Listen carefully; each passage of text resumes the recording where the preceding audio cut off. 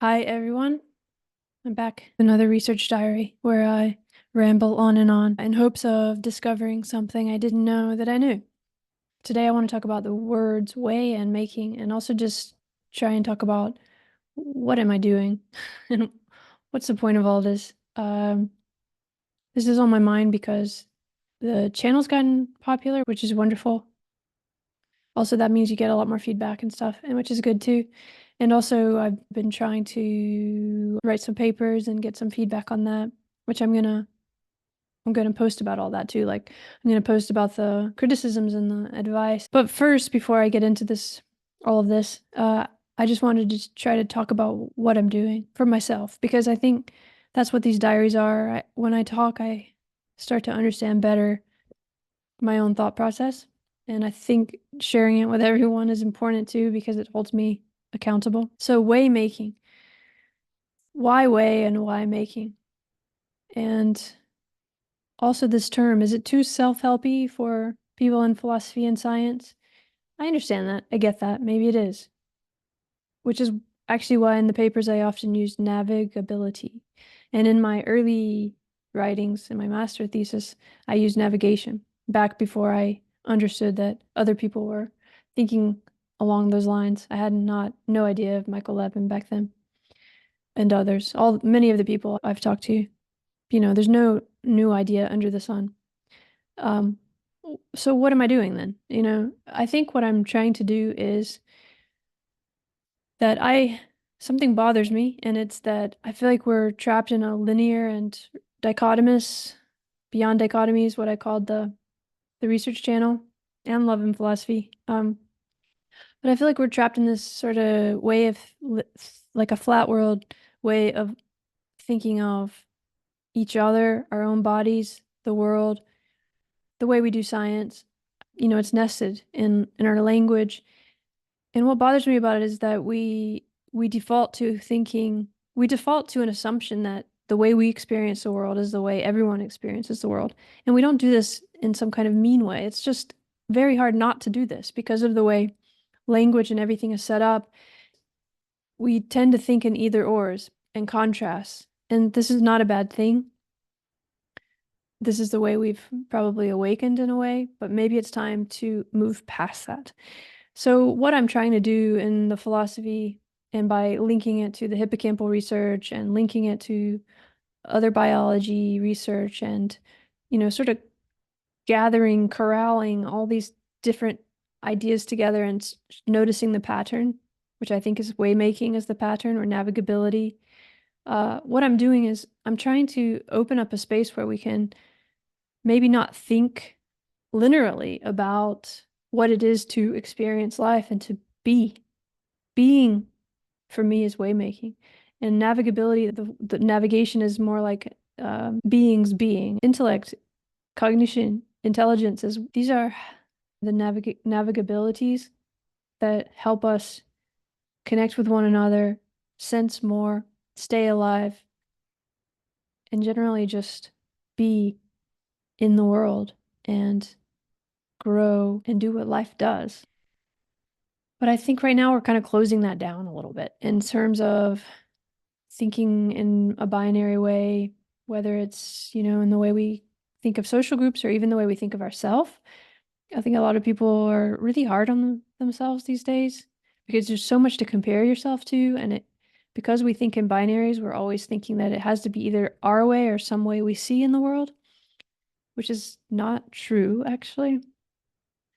So I guess what I hope is to open up this binary flat world, what feels like pressurized, trapped assumptions we have about self and the ecological world and being and all its manifestations, and try to help us develop habits and assumptions that aren't binary. I mean, we're always going to have habits and assumptions, but maybe we can begin to see multidimensionally, or not see, but sense multidimensionally and understand ourselves as multidimensional and understand everything we encounter as able to be experienced from multiple perspectives while at the same time shared. So, like, could we have this more complex systems, multidimensional, fractalized understanding of the world and still have an intimate, grounded phenomenologically embodied experience of all that's going on? I think we can. I don't think those are opposites. And I don't think we have to choose between embodied phenomenological acceptance and that there is no one static state or person or self.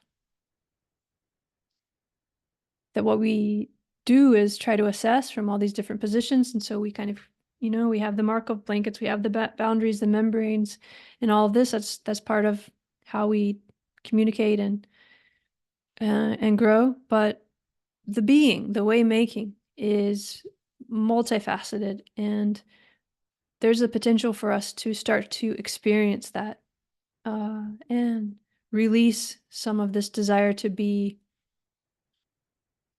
a really static entity in the world that needs to be followed and promoted and all of these things as that static thing. That instead we can start to maybe realize that we're having multidimensional experiences, and so are those around us. And so that means we're going to be wrong a lot, and we're not going to actually understand what we think we understand. And that's an opportunity.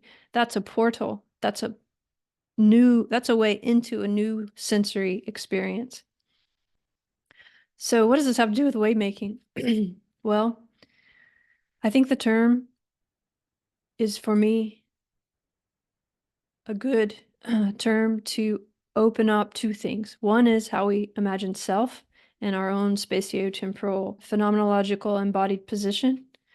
And the other is to imagine a new way to imagine the spaces, the landscapes that position is encountering, and the relation of those, and the relation of both of those to all the other beings in the world.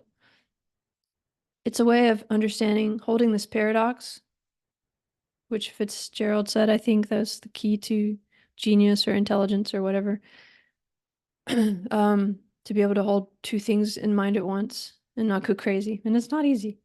But yeah, so it's able to understand yourself as multiple and multiplicity and multiple dimensions as shared.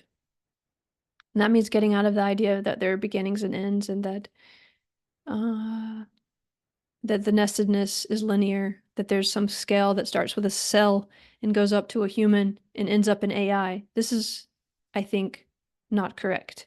In fact, there are many, many, many paths, and there's not a linear kind of thing that goes from the smallest to the largest or whatever. How do we get out of that way of thinking? I hope that we start to be able to visualize,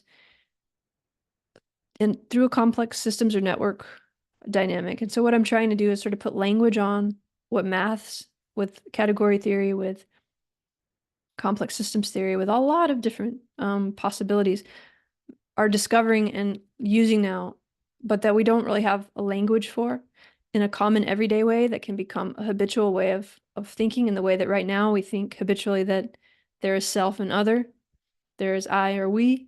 How can we take on a ecological self, a we perspective, and still embody, experience, believe in, know as real our phenomenological embodied I? We can do this, and some of us are doing this, whether we know it or not, because it's a capability, it's a possibility, and I think it's at best what our technology can help us do. So that's what I hope to offer as a framework in a philosophical sense that's backed up by many different examples that are scientific.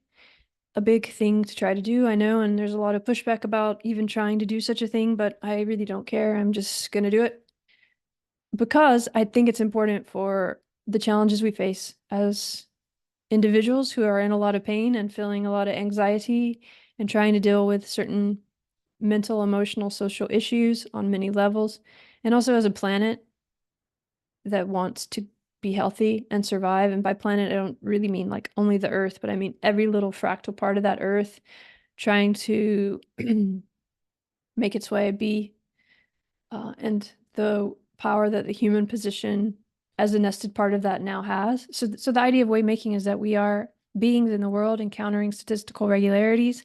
That's what we do. And then the body aligns to it. We're born into this world, and everything that comes at us, we have to deal with in order to survive. And it's all on all levels. And as we do that, we build certain habits and ways of being in the world. And all of this being is waymaking. We come in as an agent, an individual, a spatiotemporal position that's unique and nothing like anyone else. We're also inheriting a certain kind of phenomenological heritage that we come into. So there's already a lot of paths that are easier to follow, so to speak. They've already been made. And so we often, in our own waymaking, which is always unique because we're never just following one path, we're sort of combining and following and taking in all these other ones to create our own path. But often we get into the ruts or the paths before us, for good or for bad, that other people kind of thrust upon us just by talking to us and being around us without meaning to. And for good reason, it helps us survive in the world. So that kind of gets me to the terms themselves, the way and the making. The making is used because instead of finding, we're not only finding our paths and trails and ways, we are actually making them. We don't have a choice. Just by being alive, you're making way. If we want to survive, we're going to be making way. We could follow other ways more than set off and try to find our own, and that's actually fine. Part of it is even finding which ways you want to follow and putting those together into a new way. That's wonderful. That's a wonderful life. But you're still making the way because you're never just on one other person's path or way. And those are always changing. This word making is important for me because it's about taking responsibility for our embodied agency, and not only responsibility, but loving it, feeling empowered by it, just as it is, as it, with all its potentials, and building those potentials and unfolding those potentials and being amazed by those potentials as we fractalize with the universe. And in this awareness, there opens up other sensual realms and landscapes and possibilities for our embodied experience of those. Position our body, our phenomenological eye, and only in so doing does it become a portal to release ourselves from that and open to the ecological selves. And the way, that's an important word because it can mean so many different things. It can mean a road, it can mean a trail, it can mean direction, what way are you going? It can be a geographical space, sort of intimate to the body, like come over my way. It can mean a mannerism. What's the Billy Joel song? She's got a way about her. A possibility, a condition. It can mean you're leaving or entering. It can be both at once. It can be the way out or way in. All of that it holds paradox very beautifully, and it reminds me of Tai Chi I did as a kid. No, not as a kid, but as a kind of in my early 20s. And, a lot of friends kind of laughed at me because they said only like old people do Tai Chi, which I don't know why they said that. Anyway, now I'm kind of old, so I should do it. I do it. I still do. I think of life in a way, in a Tai Chi kind of flow way, or yin yang, or there's many other trajectories or schools of thought, or, saying something similar. But this one speaks to me, and it always has. And the Tao means the way. And there's also this beautiful saying about, if you can name the way, it's not the way, or if you can name the way, it's not the eternal way. And so I think that's beautiful too, because there is no one way.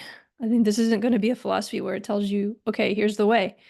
Not at all. It's more a celebration and sensuality, discovery, invitation to notice yourself as a way and the ways you're making every day for yourself and others. Everything you say to yourself and to others is building a way. It is the way, building itself. I don't think we realize how much we do this for others. You go to the store and you say some little thing to someone and you've shifted their trajectory a little bit.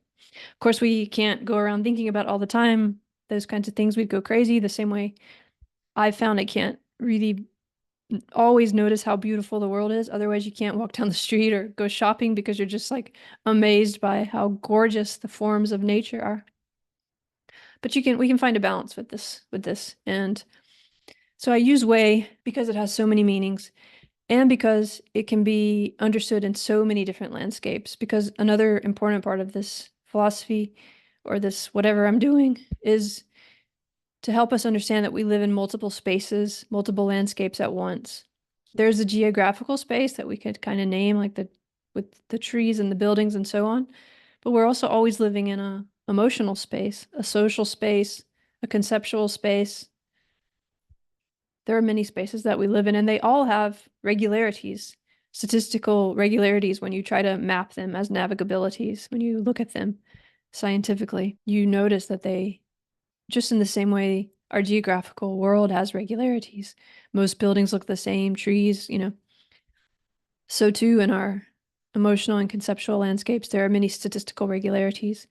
And the ways we make there become habitual and we don't notice, the same way we're sort of walking the same sidewalk or taking the same streets every day. We're doing that in other spaces, emotionally, mentally, conceptually, in the way that we judge ourselves, in the way that we judge others. And it's like we have to do that to survive. But at this point, we can maybe become aware of that and open that up and start to realize that we don't actually have to take those same ways and paths that we've made or that others made for us. And we can start to connect differently, sense differently, open what the self is to more possibility. Our sensual embodied existence can become richer and more expansive, and we can begin to feel the world around us as part of it. So that's the way and the making. Making is the responsibility. We're not only finding, we're not only being given. All of that is part of it and important, but whether it's fair or not, just by being born, you're unique and you're making way in a unique, you are unique making way. You are being making way and you're unique. And it's a responsibility because in being, in your way, it's like ripples in water. It's changing all the stuff around you and you're absorbing all that's around you and it's going back out and in this very flow, spiraling sense of the way the world works as it breathes in and out.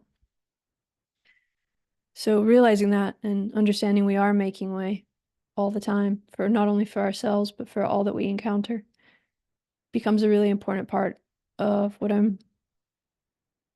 what motivates me. And that's why I use the term waymaking. And I understand it can seem a bit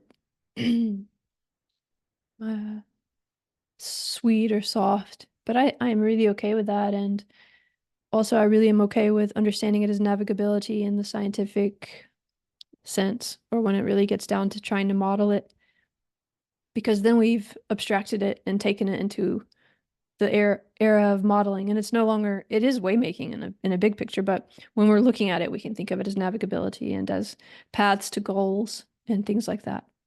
But the waymaking is, the bigger breathing whirlpool, spiral,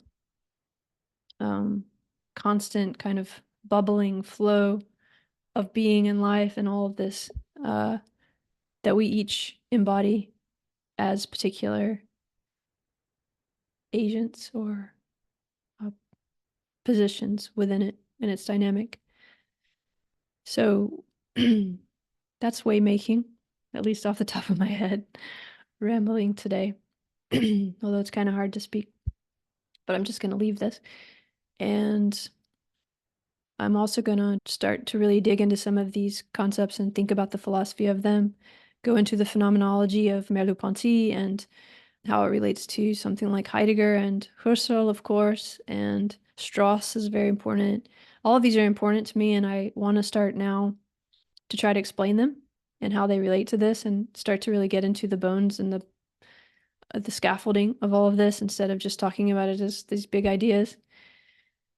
So I'll try to do that now, and I'll try to do it on a Substack that I'm going to call something, I don't know, like community grown philosophy or something, because I want everyone to help me, as you've already been doing, and I'm really thankful for that, because in the same sense that I've been describing, I don't want to see this as some closed off Markov blanket. I need to be like, it's my thing.